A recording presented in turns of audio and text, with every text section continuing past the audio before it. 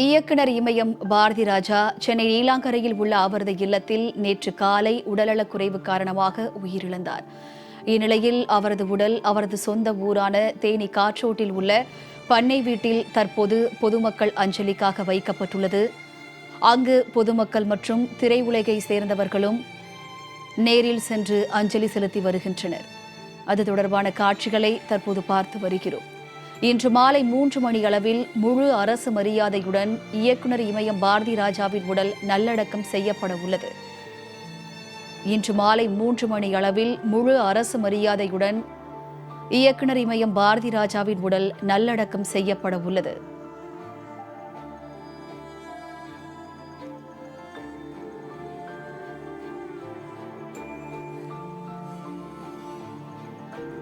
நேற்று சென்னை நீலாங்கரையில் உள்ள அவரது இல்லத்தில் அவரது உடல் அஞ்சலிக்காக வைக்கப்பட்டிருந்தது. இந்த நிலையில் இன்று தேனியில் உள்ள அவரது பண்ணை வீட்டில் இயக்குனர் இமயம் பாரதி ராஜாவின் உடல் அஞ்சலிக்காக வைக்கப்பட்டுள்ளது.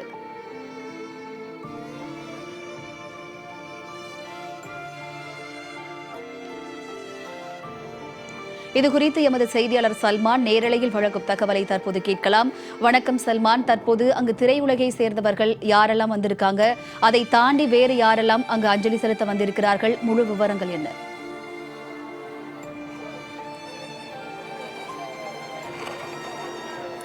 இயக்குனர் இமயம் பாரதி ராஜா அவர்களுடைய உடலானது பொதுமக்களின் அஞ்சலிக்காக கெங்குவார்பட்டி பகுதியில் இருக்கக்கூடிய பாரதி ராஜா அவர்களுடைய பண்ணை வீட்டில் வைக்கப்பட்டிருக்கிறது. காலை முதலாகவே தொடர்ச்சியாக ஒரு 7 மணி முதலாக தொடர்ந்து ஏராளமான பொதுமக்களும் அதேபோன்று சினிமா பிரபலங்களும் கூட வருகை தர தொடங்கியிருக்கிறார்கள்.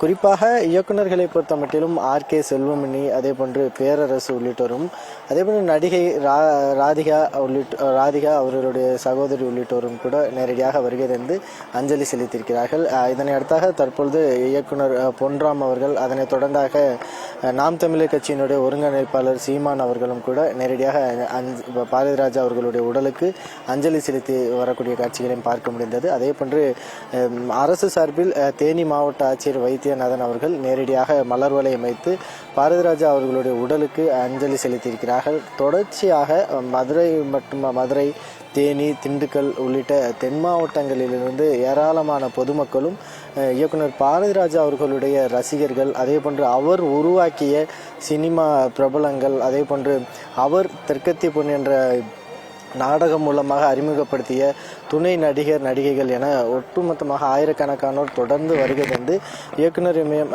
பாரதி ராஜா அவர்களுடைய உடலுக்கு அஞ்சலி செலுத்தக்கூடிய காட்சிகளை கூட பார்க்க முடிகிறது. அந்த அஞ்சலி செலுத்த வருகை தரும் ஒவ்வொரு நபர்களுமே கண்ணீர் மல்க அஞ்சலி செலுத்தக்கூடிய அந்த நிகழ்வுகளை பார்க்க முடிகிறது. குறிப்பாக அவரது குடும்பத்தை பொறுத்த மட்டிலும் அவரது மகள் ஜனனி மற்றும் அவரது பேரன்கள், அவருடைய மருமகன் உள்ளிட்டோர்கள் கூட காலையில் அந்த பாரதி ராஜா அவர்களுடைய பார்த்து கதறி அழுது அவர்களுடைய கண்ணீர் அஞ்சலியை தெரிவித்தார்கள். தொடர்ந்து அவருடைய சகோதரிகள் அனைவரும் அவருடைய உடலுக்கு அருகிலே அமர்ந்து அவருடைய நினைவுகளை வெளிப்படுத்தி வருகிறார்கள். அதே போன்று ஒவ்வொரு துணை இயக்குநர்கள், உதவி இயக்குநர்கள், துணை நடிகைகள் என ஒட்டுமொத்த பட்டாளத்தையே உருவாக்கி வைத்திருக்கிறார் இயக்குனர் இமயம் பாரதி ராஜா அவர்கள்.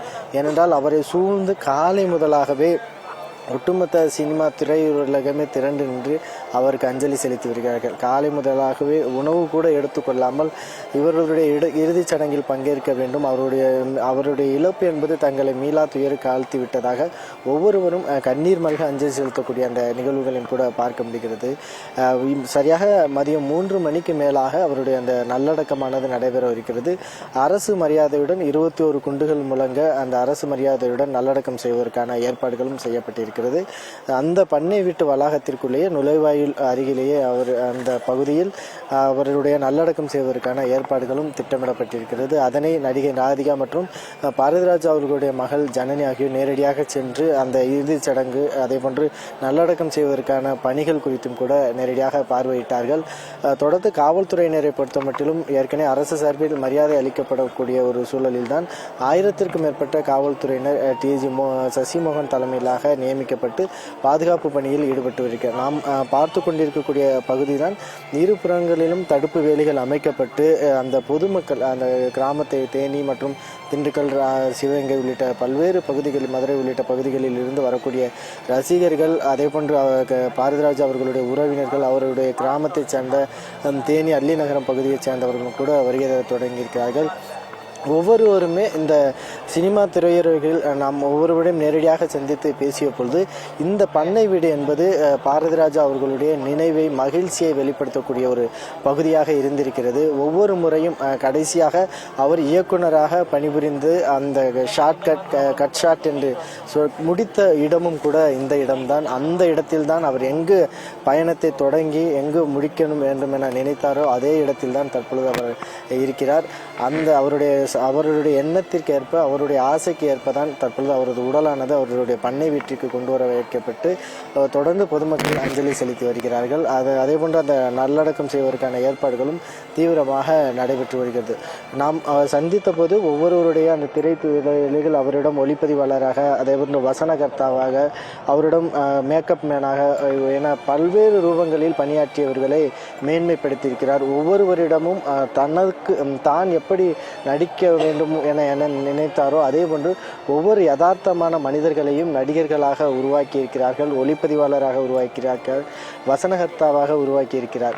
ஏனென்றால் இந்த தெக்கத்தி பொண்ணு வசனகர்த்தா எழுதிய நபரை நாம் நேரடியாக சந்தித்த போது இந்த பகுதியில் தான் பண்ணை வீட்டில் வைத்து ஒவ்வொரு வசனமும் எப்படி எழுத வேண்டும், எப்படி ஒரு இயக்கம் வேண்டும் என ஒவ்வொன்றையும் கற்றுக் கொடுத்த ஒரு பயிற்சி பட்டறையாக இந்த பண்ணை இருந்திருக்கிறது.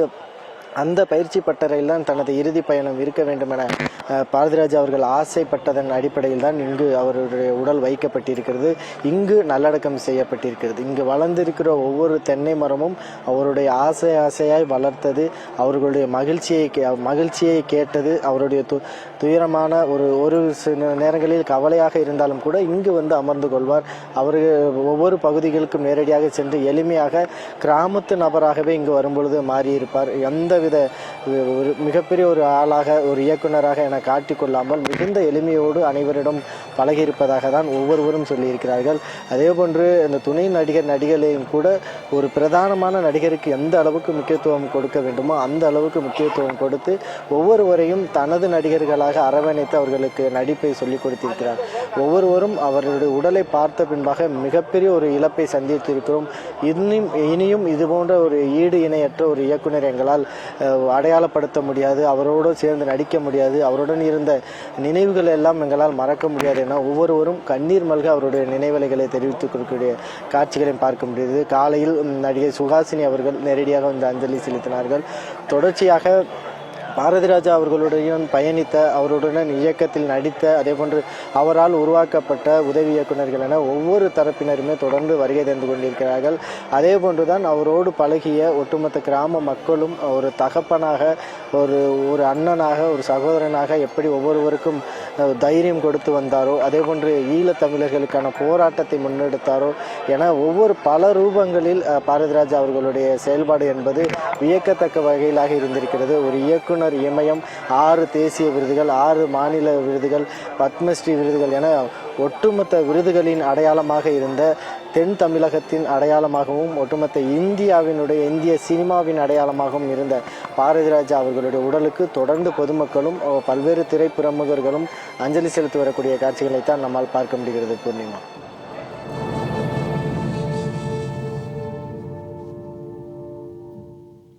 அங்கு நடைபெறக்கூடிய நிகழ்வுகள் குறித்து நேரலை விவரங்களை வழங்கியமைக்கு நன்றி சல்மான்.